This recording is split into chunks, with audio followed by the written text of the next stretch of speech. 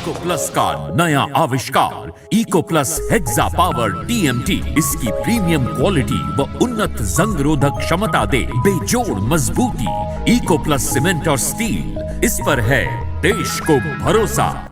खुदी को आजमाया है तो ये अंदाज आया। तुम में भी मैं हूं शिव प्लस पान मसाला। जब पशुओं को मिलेगा प्यार और मिल्को मोर पशु आहार तो दूध बहेगा, मुनाफा बढ़ेगा। मिल्को मोर पशु आहार। नमस्कार, आप देख रहे हैं लोकमंच न्यूज और मैं हूं आपके साथ सत्यम गौर। प्रियंका गांधी का आज गोंडा दौरा है। वो अपने गोंडे दौरे पर प्रियंका गांधी पहुंच रही हैं। बड़ी और अहम जानकारी आप तक पहुंचा रहे हैं।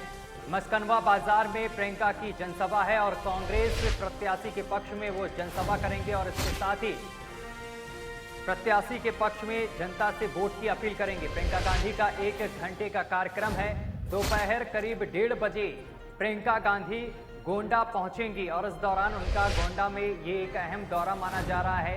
चुनाव को देखते हुए ये बहुत अहम दौरा प्रियंका गांधी का माना जा रहा है। करीब 1:30 बजे से 2:30 बजे के बीच प्रियंका गांधी का ये दौरा रहेगा और 1 घंटे के लिए प्रियंका गांधी गोंडा में रुकेंगी और यहाँ पर जनसभा को संबोधित करेंगी। जनता से प्रत्याशियों के लिए वोट की अपील करेंगी। बाराबंकी इसके बाद जाएंगी प्रियंका गांधी। बड़ी और अहम जानकारी अब तक पहुंचा रहे हैं। सुरक्षा को लेकर पूरे इंतजाम कर लिए गए हैं, साथ ही सभी तरीके की तैयारियां भी कर ली गई हैं। तस्वीरें भी हम आपको दिखा रहे हैं। गोंडा से अहम जानकारी अब तक पहुंचा रहे हैं, जहां पर आपको पता चले कि प्रियंका गांधी का गोंडा दौरा है और इस दौरान वो जनसभा को संबोधित करेंगी और इसके साथ ही जनता से वोट की अपील करेंगी। गोंडा होकर दोबारा बाराबंकी जाएंगी प्रियंका गांधी। और इस खबर पर ज्यादा जानकारी के साथ हमारे संवाददाता सतीश जुड़ गए हैं। सतीश, आज प्रियंका गांधी का गोंडा दौरा है, क्या कुछ कार्यक्रम है इस दौरान? जी सत्यम जी, मैं आपको बता दूं, प्रियंका गांधी का गोंडा में दौरा है। वो गौड़ा विधानसभा में कांग्रेस प्रत्याशी के लिए वोट की अपील करेगी, जिस पर वो जनसभा को संबोधित करेगी। वहीं पर कांग्रेस पार्टी के जो कार्यकर्ता रहेंगे उनसे कांग्रेस पार्टी के प्रत्याशी के लिए वोट की अपील करेंगे। इनका प्रियंका गांधी का गौड़ा विधानसभा में 1-1.5 घंटे का कार्यक्रम है। 1:30 बजे प्रियंका गांधी यहाँ गौड़ा विधानसभा में पहुंचेगी, जहां पर वो जनसभा को संबोधित करेंगे। उसके बाद यहाँ से हो जाएंगे। और तैयारियों को लेकर क्या कुछ इंतजाम किए गए हैं? सुरक्षा व्यवस्था के क्या कुछ इंतजाम हैं? जी सत्यम जी, मैं आपको बता दूं, तैयारियां पूरी कर ली गई हैं। सुरक्षा व्यवस्था पर पूरी तरह से मुस्तैद है। पुलिस भी, प्रशासन भी यहाँ पर मौजूद है। तैयारियां पूरी कर ली गई हैं। लगभग 1.5 घंटे का कार्यक्रम इनका यहाँ माना जा रहा है। उसके बाद में यहाँ से सीधे वो बाराबंकी के लिए जाएंगे, जहाँ पर वो सभा को संबोधित करेंगे। चलिए, तमाम जानकारी साझा करने के लिए बहुत बहुत शुक्रिया आपका।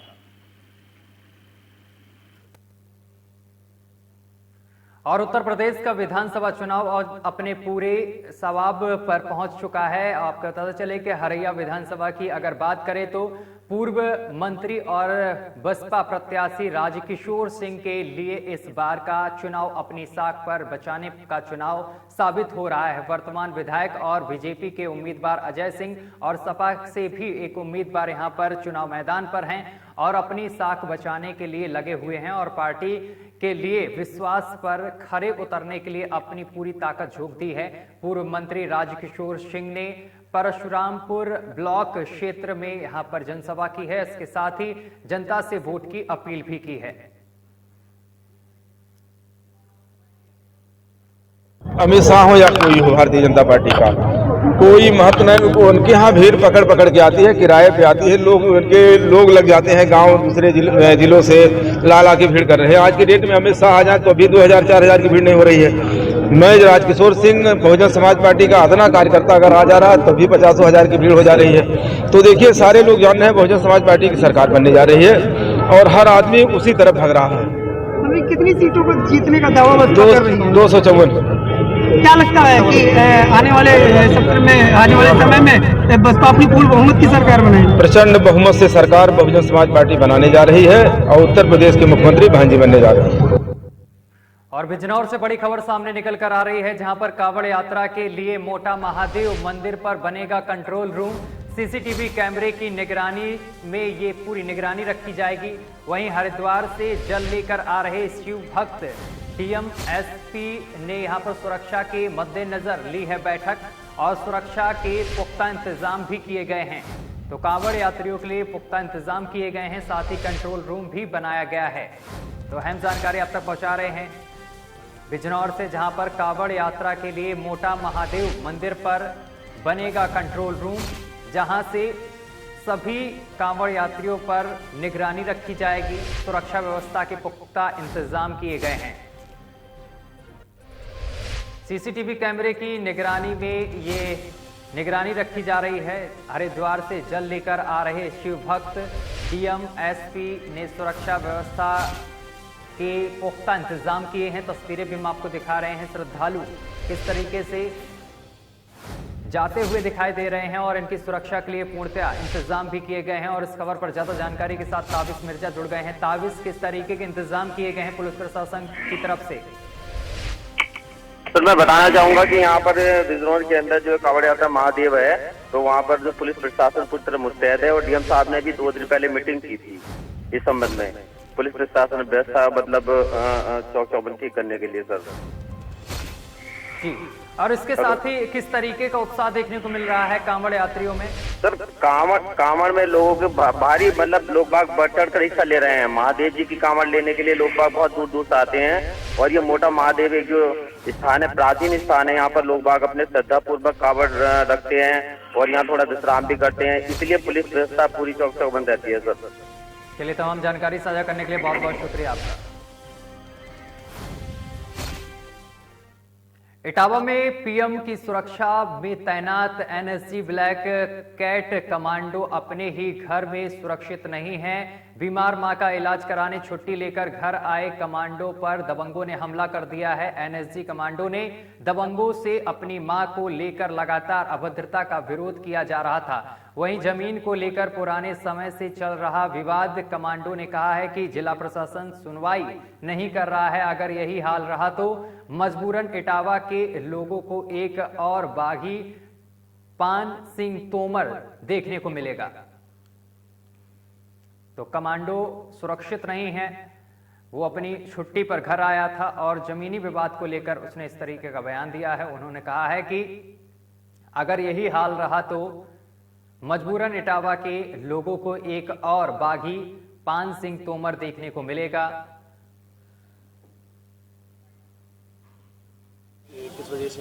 सर, मैं commando Rajiv Bhadauria, NSG black cat commando sir, Ahmedabad में sir PM security plus CTTF counter terrorism task force India में कहीं भी आतंकवादी हमला होता है उसके लिए सर हम तैनात रहते हैं। इस दौरान सर मेरी माताजी की तबीयत खराब थी। हम सर अपने गांव में आए थे। मेरी माताजी रेजेंसी हॉस्पिटल में 10 दिन सर एडमिट रही हैं। वो सर बीपी की पेशेंट है, बिल्कुल वेंटिलेटर पर गई थी। आज भी शायद वो कोमा में, मतलब बिल्कुल उन्हें वो दिन में 10 बार दवाई खाती हैं। मैं सर गली, मेरा गाँव में अकेला घर है, ठीक है। जब मैं गली से निकलता हूं तो सर मुझे मतलब गाली देकर कमेंट किया जाता है मेरी माँ को।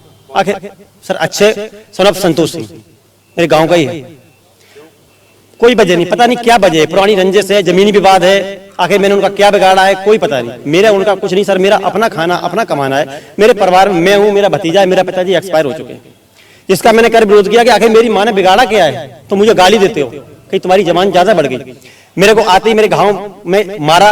मेरी सोने की चेन 3 तोला 6 ग्राम की प्लस मेरा रेवन का चश्मा और 2017 प्रो मोबाइल मेरा वहां पे छीन लिया और मुझे मारा। मैंने भदौरिया, ग्राम फतेहपुर, थाना बकेवर, 20 जनवरी 22 को थाना बकेवर में अपने विपक्षी अजय प्रताप सिंह व अन्य पर मारपीट करते हुए अपना सोने की चेन आज छीनने का आरोप लगाते हुए मुकदमा अपराध संख्या 74/22 धारा 394 504 आईपीसी पंजीकृत कराया है। और एक अहम जानकारी गाजीपुर से सामने निकल कर आ रही है, जहां पर बीजेपी प्रत्याशी के पक्ष में जनसभा की जाएगी और जनता से वोट की अपील की जाएगी। बड़ी और अहम जानकारी आप तक पहुंचा रहे हैं। आपको बताते चले कि बीजेपी प्रत्याशी के लिए वोट की अपील करेंगे और यहां पर जनता से अपील की जाएगी। बड़ी और अहम जानकारी आप तक पहुंचा रहे हैं गाजीपुर से, जहां पर आपको बताते चले कि बीजेपी प्रत्याशी के लिए जनता से वोट की अपील की जाएगी। गाजीपुर से अहम खबर आपको बता रहे हैं। आज गाजीपुर में गंजीपुर से बीजेपी प्रत्याशी राम नरेश कुशवाहा की सभा में सपा कार्यकर्ताओं ने हमला कर दिया है और जिसके बाद केंद्रीय मंत्री संजीव बालियान समेत बीजेपी कार्यकर्ता जहांगीरपुर थाने में धरना पर बैठ गए हैं और केंद्रीय मंत्री चुनाव के सिलसिले में जनपद में मौजूद है। मामला जंगीपुर थाना क्षेत्र का बताया जा रहा है। तस्वीरें भी हम आपको दिखा रहे हैं जहां पर बीजेपी कार्यकर्ता यहां पर प्रदर्शन करते हुए दिखाई दे रहे हैं। और इस खबर पर ज्यादा जानकारी के साथ हमारे संवाददाता नितिन जुड़ गए हैं। विपिन जुड़ गए हैं, माफ करिएगा। विपिन, किस तरीके का प्रदर्शन देखने को मिल रहा है? जी बिल्कुल, बता दें कि सबसे अहम बात होती है कि चुनाव में लोग प्रचार करते हैं। जयंती दासपुर एक गांव है और जयंती दासपुर गांव में भाजपा के लोग प्रचार कर रहे हैं, वहीं दूसरे टीम यानी सपा के लोग जो है आकर और डायरेक्ट हमला जो है इनके पर बोल देते हैं। गांव में बोर्ड लगा रखा है इन्होंने कि भाजपाइयों का आना यहाँ सख्त मना है और इस का बोर्ड इन्होंने बाहर अपने गांव की तरफ लगा रखा है। जब भाजपाई मिलने के लिए जाते हैं इनसे कुछ बातचीत करने के लिए जाते हैं, तब तक सपा के कुछ लोग जो है उन पर आक्रामक बोल देते हैं। चलिए, तमाम जानकारी साझा करने के लिए विपिन बहुत बहुत शुक्रिया आपका। तो विपिन हमारे साथ जुड़े तो आपको बताते चले कि यहाँ पर प्रदर्शन किया गया, महिला कार्यकर्ता पर अभद्रता के आरोप भी लगाए हैं महिलाओं ने। देखिए, हमारे प्रत्याशी जयंती दासपुर गांव में थे, महिला कार्यकर्ता भी थी, बिंद समाज के हमारे कार्यकर्ता जिनके यहाँ कार्यक्रम था, वहां पे कुछ समाजवादी पार्टी के आए गुंडे, उनने बदतमीजियां की। जो महिला कार्यकर्ता थे उनके साथ बदतमीजी की गई, फोन तोड़ा गया, प्रत्याशी के साथ भी हत्यापाई की गई। पहले भी एक हमारे प्रत्याशी हैं पासी जी, उनके साथ भी इस तरह की घटना हुई। ये दूसरी घटना, एक टेरर का माहौल जनपद में पैदा किया जा रहा है। जो कमजोर वर्ग के लोग हैं उनके घर पर जाके इस तरह का घटना करना, तो ये तो दर्शाता है कि चुनाव में भी इसी तरह का माहौल पैदा करना चाहते हैं। तो प्रत्याशी के पास कोई चारा नहीं था कि वो थाने आए, बुजुर्ग व्यक्ति हैं, वकील हैं, और उनके साथ इस तरह की जो घटना की गई है, सख्त कार्रवाई हो, यही हम सब लोग चाहते हैं। ऐसी कार्रवाई हो कि चुनाव शांतिपूर्वक हो, लोग अपने मताधिकार का बिल्कुल निर्भीक तरीके से पालन कर सकें। देखिए, आज जंगीपुर थाने गांव पड़ता जयंती दासपुर, यहाँ पर भारतीय जनता पार्टी कार्यकर्ता प्रचार कर रहे हैं। इसी समय का कुछ व्यक्ति, कुछ लड़के मोटरसाइकिल पे आ गए, उनका धक्का मुक्की की गया था, अभद्रता की जा रही। इस संबंध में भारतीय जनता पार्टी कार्यकर्ता द्वारा जरा तहरीर दी गई, तहरीर दे दी गई, तहरीर पर मुकदमा लिखा जा रहा है, इस पर विधिक कार्रवाई आगे कर सकते हैं। और कानपुर में ग्लोबस मॉल के बाहर ट्रांसफार्मर में भीषण आग लग गई है। आग लगने से इलाके में अफरा तफरी का माहौल देखने को मिला है। आग ने विकराल रूप ले लिया है, जिससे कि ट्रांसफार्मर जलकर खाक हो गया है। लापरवाही से आग लगने की खबर सामने निकल कर आई है। मॉल में शॉपिंग कर रहे थे सैकड़ों लोग और क्षेत्रीय लोगों ने फायर विभाग को इस पूरे मामले की सूचना दी है। मौके पर फायर विभाग की गाड़ी समय से नहीं पहुंची है, जिसके बाद लोगों में भारी आक्रोश भी देखने को मिला है।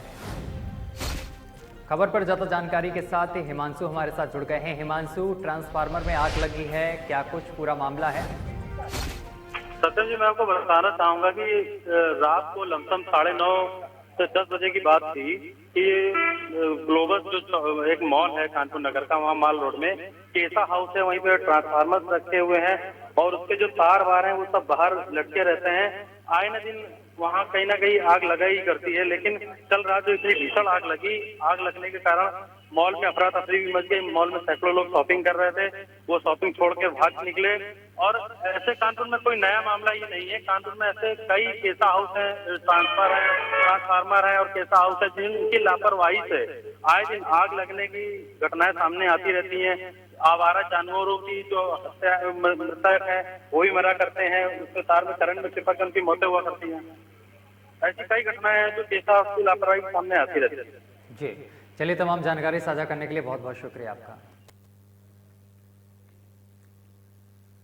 और इसी के साथ बुलेटिन में अभी के लिए बस इतना ही। देश दुनिया की तमाम खबरें देखने के लिए देखते रहिए लोकमंच न्यूज।